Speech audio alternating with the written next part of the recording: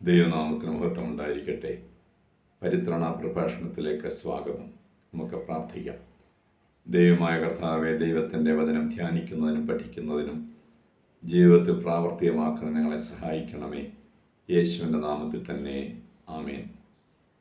പരിത്രണ പ്രഭാഷണത്തിൽ ഇന്ന് ഓഗസ്റ്റ് മാസം 31 ഞായറാഴ്ചയിലെ പഠന വിഷയമായ ഉണർവ്, കർത്താവിൻ്റെ മഹത്വ പ്രത്യക്ഷതയ്ക്കായുള്ള ഒരുക്കം എന്നതാണ് നമ്മുടെ പഠന വിഷയം. ഇന്ന് വിശുദ്ധ ഏവങ്കേലിയനായി നിശ്ചയിച്ചിരിക്കുന്നത് വിശുദ്ധ മത്തായിയുടെ സുവിശേഷം 25-ാം അധ്യായം 31 മുതൽ 46 വരെയുള്ള വാക്യങ്ങളാണ്.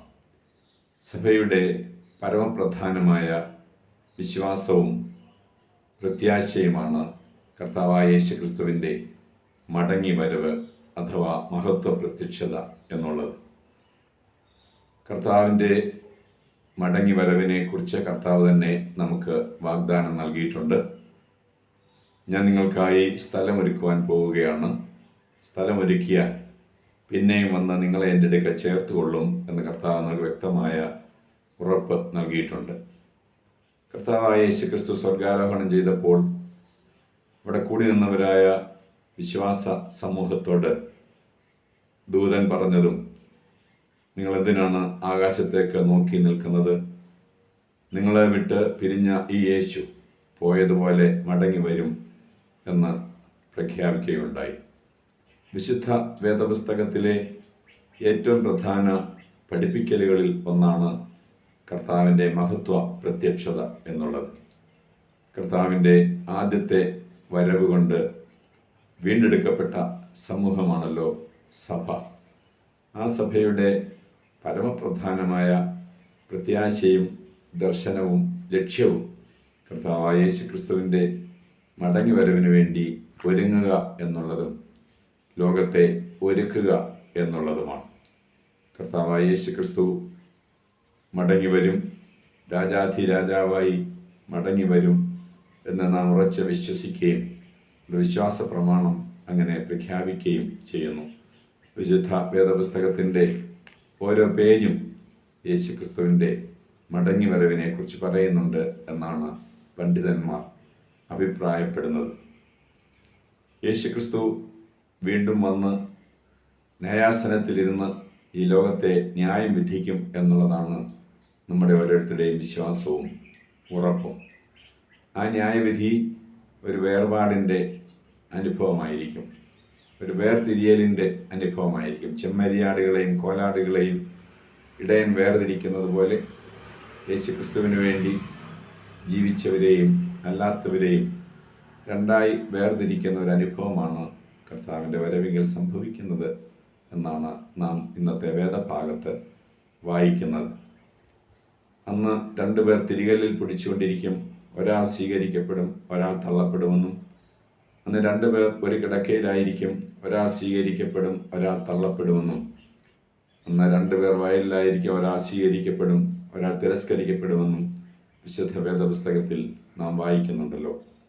അതുകൊണ്ട് നമുക്ക് ദൈവത്തിൻ്റെ സന്നിധിയിൽ ഒരു ന്യായവിധി ഉണ്ട് എന്നും ആ ന്യായവിധിയിൽ നാം ഈ ലോകത്തിൽ ജീവിക്കുന്ന ജീവിതത്തിൻ്റെ കണക്ക് ബോധിപ്പിക്കേണ്ടതാണെന്നും ഈ ലോകത്തിൽ നാം ജീവിക്കുന്ന ജീവിതത്തിൻ്റെ അനുഭവം വെച്ചാണ് കർത്താവ് നമ്മെ ന്യായം വിധിക്കുന്നതും എന്നാണ് നമ്മുടെ ഓരോരുത്തരുടെയും വിശ്വാസം.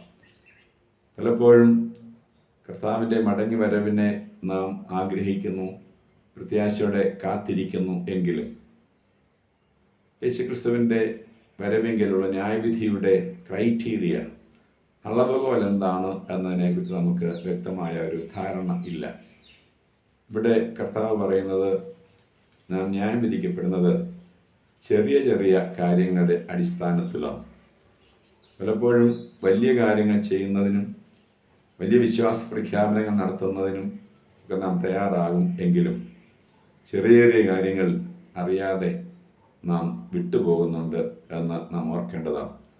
ഒരു നേരത്തെ ഭക്ഷണം കൊടുക്കുന്നതും അല്പം വെള്ളം നൽകുന്നതും തടവുകാരായിരിക്കുന്നവരെ കാണാൻ പോയി ആശ്വസിപ്പിക്കുന്നതും രോഗികളായിരിക്കുന്നവർക്ക് അവരെ സന്ദർശിച്ച് സൗഖ്യം പ്രദാനം ചെയ്യുന്നതും ഒക്കെ അത്ര വലിയ കാര്യമായി നാം പരിഗണിക്കാതെ വിട്ടുപോകാറുണ്ട്.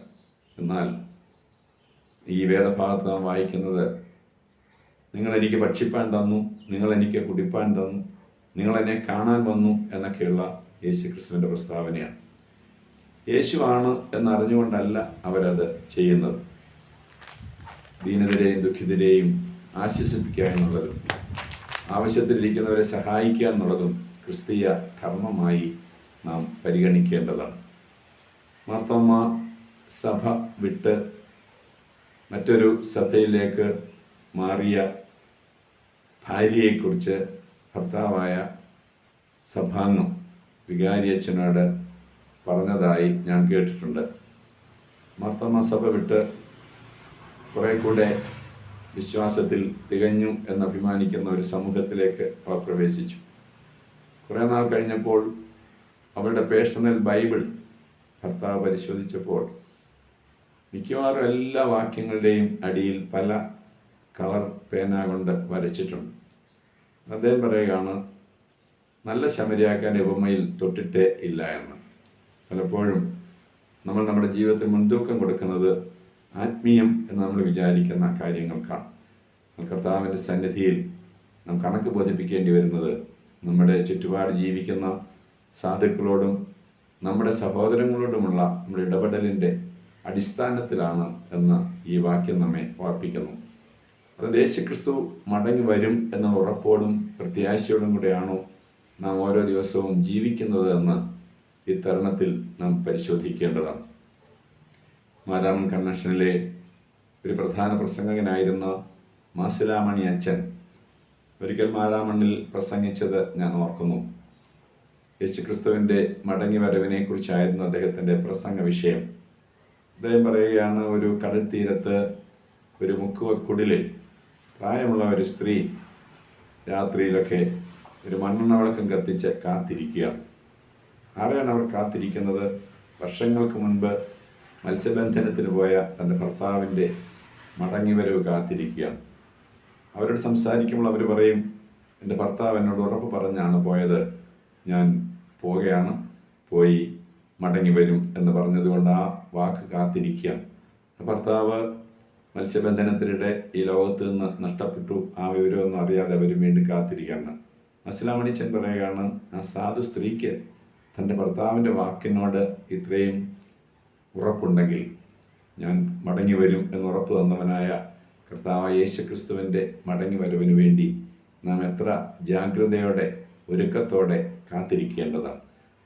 അതുകൊണ്ട് ഉണർവ് എന്ന് പറയുന്നത് ചില വൈകാരികമായ തലങ്ങളിൽ മാത്രം നിൽക്കാതെ നമ്മെ യേശുക്രിസ്തുവിൻ്റെ വരവിന് വേണ്ടി ഒരുക്കുന്ന അനുഭവമായിരിക്കണം ഉണർവ്. യേശുക്രിസ്തു മഹത്വ പ്രത്യക്ഷത അത് സംഭവിക്കാറായിരിക്കുന്നു എന്ന് സഭ വിശ്വസിക്കുന്നു.